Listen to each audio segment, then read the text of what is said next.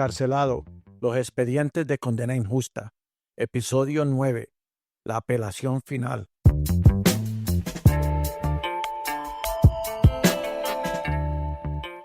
Bienvenidos al episodio final de Encarcelado, la apelación final.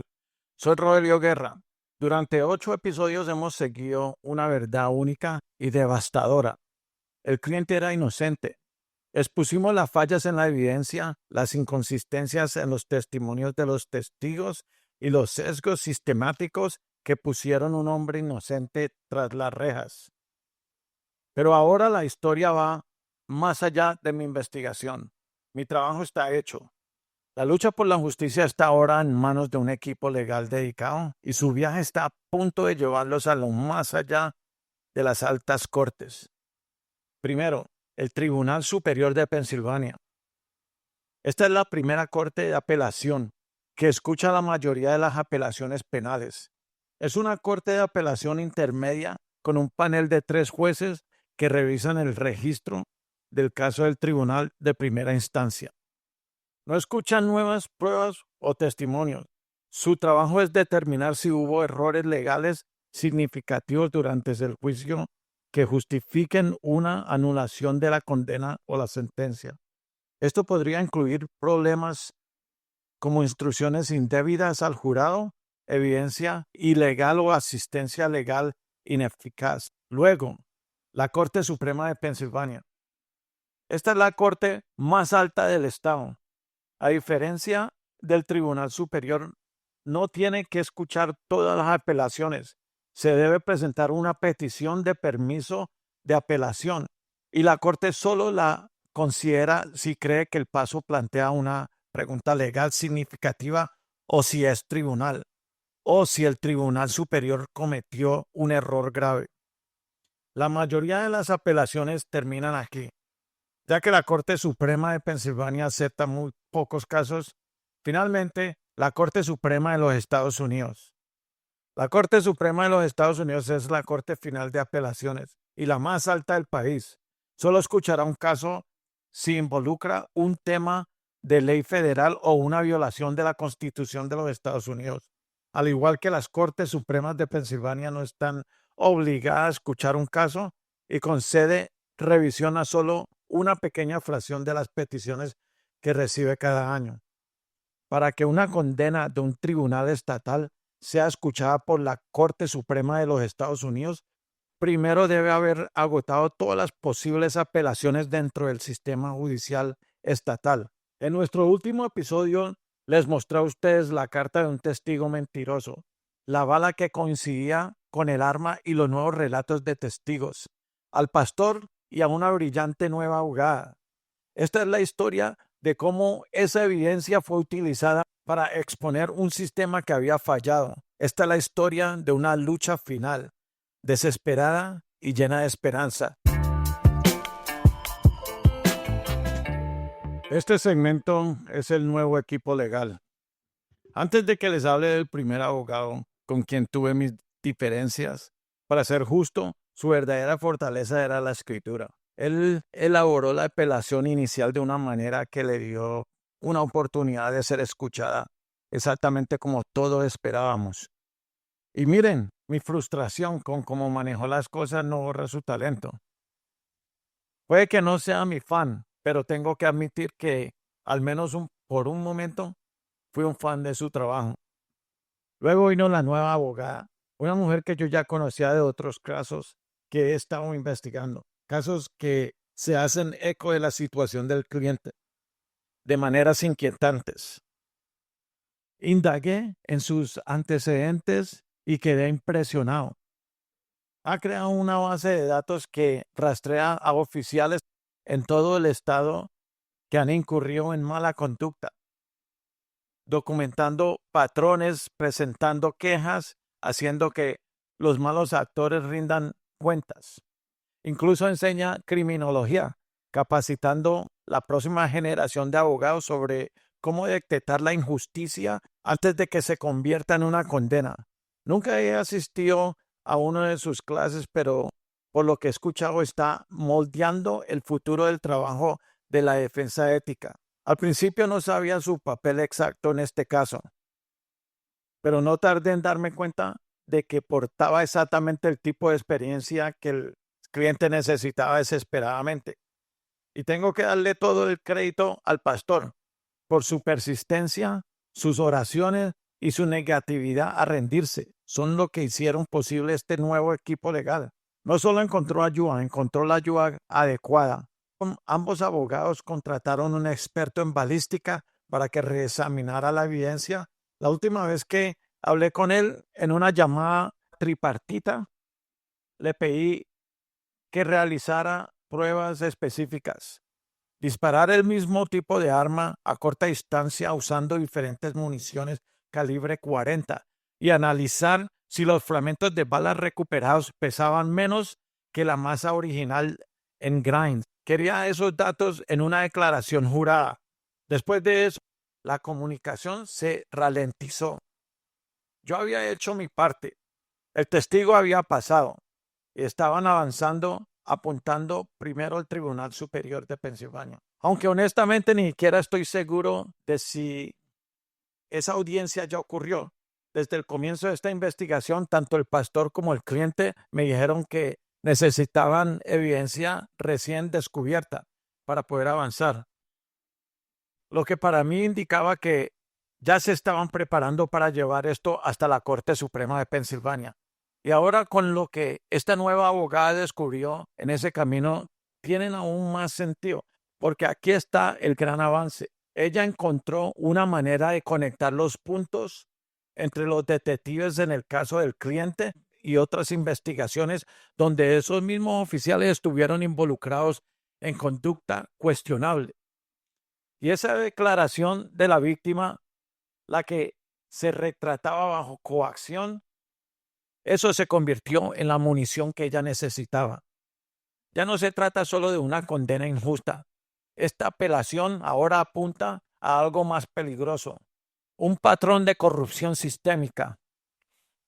Sé que el primer abogado recibió todas mis notas, cada pista, cada documento, cada información que se había reunido.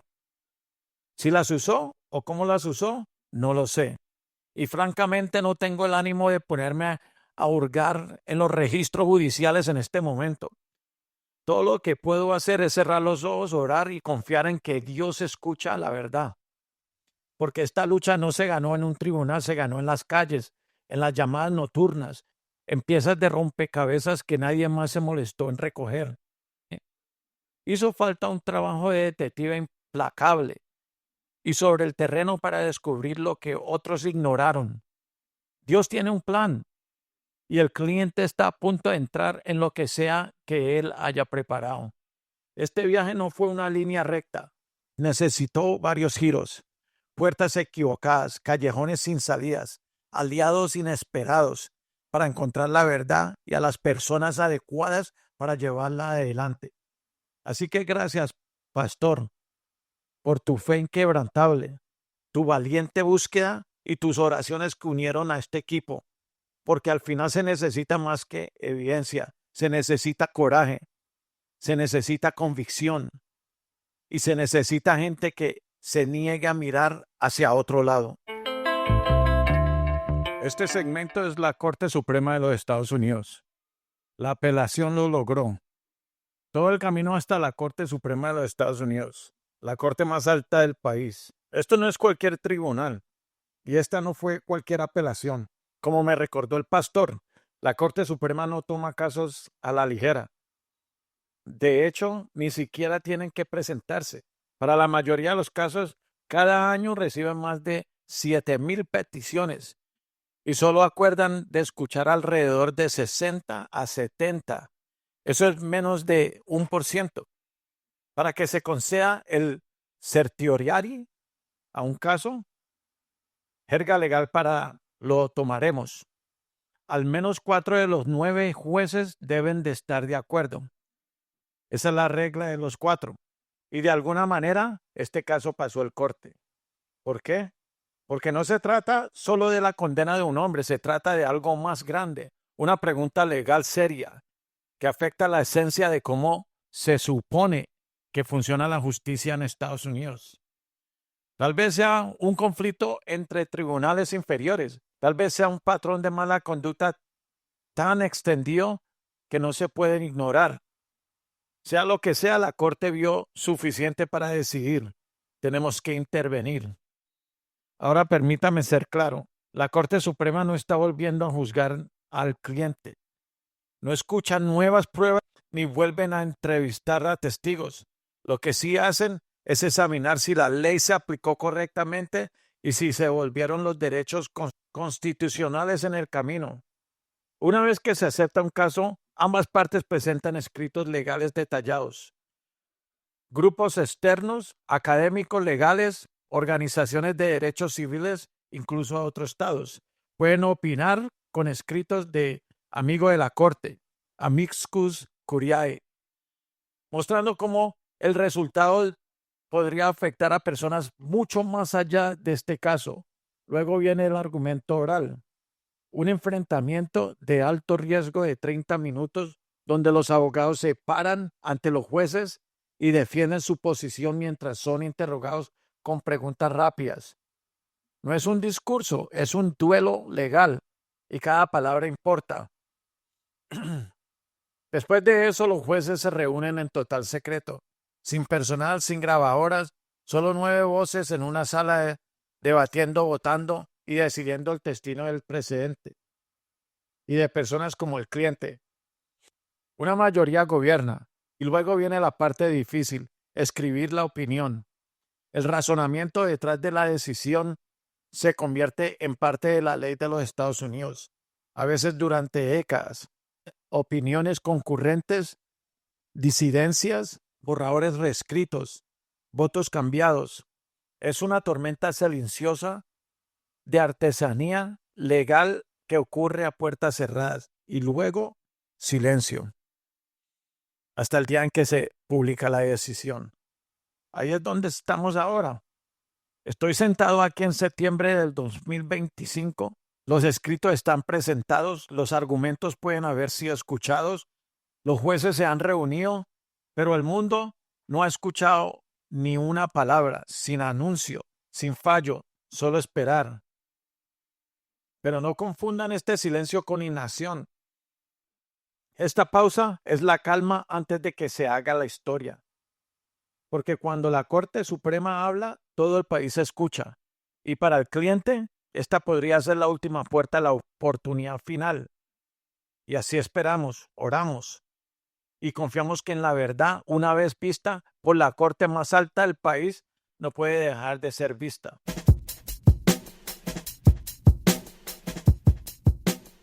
Este segmento es la libertad y legado.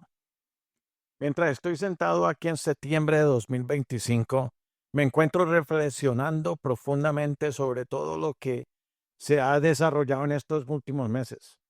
De innumerables investigadores privados, un pastor me eligió a mí, no solo para investigar, sino para interceder por la verdad. Ya sea que mis hallazgos se hayan utilizado o no en la corte, esa confianza forjó una profunda conexión con este caso y encendió un renovado sentido de propósito dentro de mí.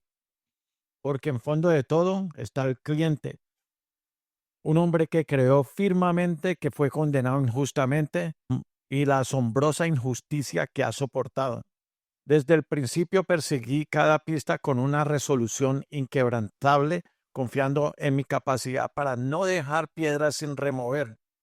Pero también supe cuándo dar un paso atrás para honrar los roles de los abogados, expertos y el proceso legal en sí.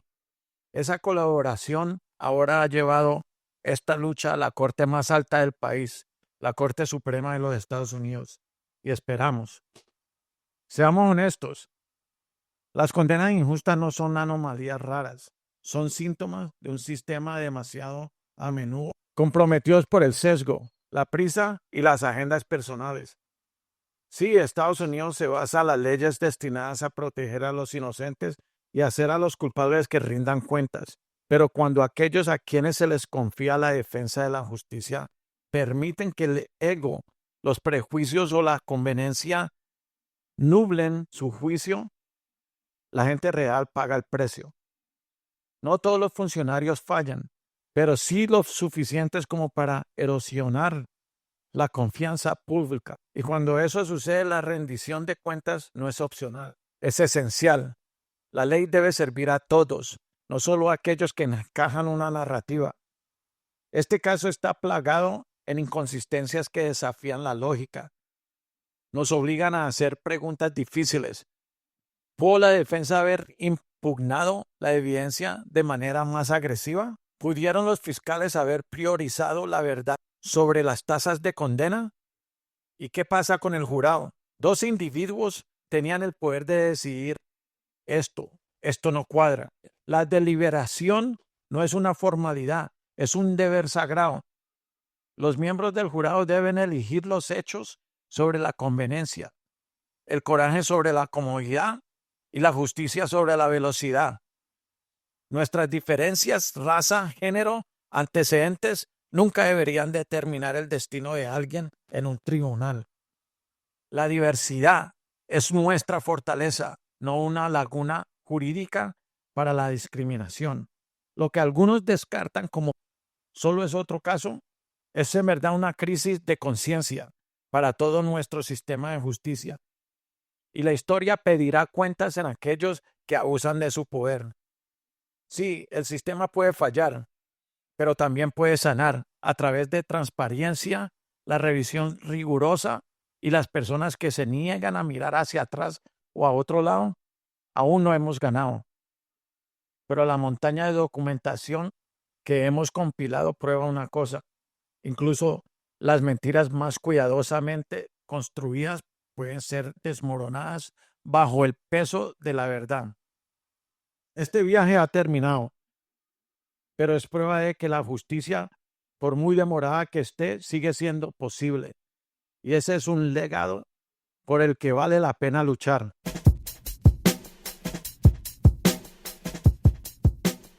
Este segmento es el cierre. Entonces el cliente, trabajando en estrecha colaboración con su equipo legal, ha presentado ahora una apelación que se dirige hasta la Corte Suprema de los Estados Unidos. Y seamos claros, todo el sistema le falló. El jurado, los detectives, los testigos, todos los que jugaron con el papel en este error judicial comparten la responsabilidad de la devastadora tragedia que se desarrolló en el día que un hombre inocente fue condenado con un crimen que no cometió.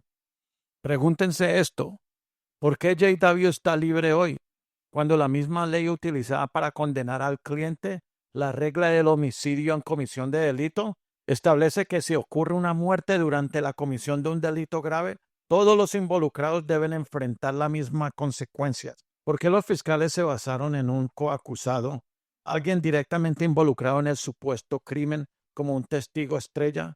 ¿Y por qué años después ese mismo testigo se retractó diciendo que fue coaccionado para dar falso testimonio? Aún más preocupante, he hablado con una de las víctimas a la que le dispararon en esa noche, y su relatado coincide exactamente con lo que J.W. reveló más tarde. Luego está la evidencia, o más bien la falta de ella. Las armas supuestamente utilizadas por el cliente nunca fueron vinculadas científicamente con el crimen. Sin embargo, fueron admitidas en la corte. El informe de la autopsia concluyó que el disparo fatal tuvo que haber sido efectuado con el arma presionada directamente contra el cuerpo de la víctima. Pero todos los testigos afirman que el cliente disparó después de que el vehículo ya había comenzado a moverse. Eso no cuadra. La bala no coincidió, el arma no coincidió, las cronologías no coincidieron. Entonces, ¿cómo se convirtió esto en un caso? Y mucho menos en una condena. La vida nos enseña a través del dolor de los demás. Y si no están viendo la verdad, en este caso, podría ser porque ustedes no han tenido que enfrentar la injusticia por sí mismos todavía. Pero recuerden, la verdad no desaparece solo porque eligen no verla. Desde este día en adelante y todos los días después, seguiré luchando por la justicia. Si usted o alguien que conoce está encarcelado injustamente, quiero escuchar su historia. comuníquese conmigo a través de la agencia de detectives Worstone Detective Agency. Me encontrarán fácilmente en Google. Pero sean honestos conmigo. No me pidan que lea su caso solo para que yo descubra que no están diciendo la verdad. Porque si están mintiendo, no moveré un dedo. Pero si son inocentes, si han sido encerrados de por vida por algo que no hicieron, no me iré a ninguna parte. Escríbanme. Estoy escuchando. En cuanto a lo que sigue, estaré esperando para ver cómo se desarrolla la apelación del cliente y planeo cubrirla en un futuro episodio, aunque puede pasar un tiempo antes de que se publique. Mientras tanto, si este caso les conmueve, por favor envíen una oración por el cliente, oren por justicia, oren por la verdad y persigámoslo pacíficamente, dejando el juicio final en las manos de Dios. También organizaré pronto un podcast en vivo para profundizar en este caso. Estoy ultimando los detalles ahora y anunciaré la fecha pronto. Si tienen preguntas, ideas o sienten que me perdí algo, únanse a mí allí. Comenten a continuación con su día y hora preferida y haré todo lo posible para adaptarme. Próximamente en el podcast lanzaré un nuevo caso titulado Presunto culpable, los archivos de Gira. Esto es un caso de una fibra sensible porque es mi historia. Es la razón por la que yo hago lo que yo hago. Fui blanco de la División de Investigación Criminales del Ejército de los Estados Unidos y llevado al límite absoluto, no por evidencia, no por motivo, no por testigos, sino porque en el sistema de justicia militar una acusación a menudo equivale a la culpabilidad, independientemente de los hechos. Expondré cómo el liderazgo, la burocracia y los egos personales utilizaron el sistema como un arma contra soldados como yo. Este no fue un incidente aislado. Le sucedió a miles en todo el país. Algunos perdieron sus carreras, algunos perdieron su libertad, algunos perdieron sus vidas y muchos siguen sufriendo hoy debido a un proceso roto que prioriza la apariencia sobre la verdad. Este caso le mostrará por qué yo soy solo un detective para los acusados injustamente. Soy el indicado, porque lo que he vivido, sé lo que se siente cuando tu verdad es retorcida para encajar en la narrativa de otra persona. La verdad está oculta, pero alguien tiene que ir a buscarla. Así que si usted es un buscador de la verdad, un defensor de la justicia o un adicto al crimen que cree en las segundas oportunidades y en los hechos reales, suscríbase, porque lo que viene a continuación les sacudirá hasta la médula. Quédense conmigo, la lucha no ha terminado.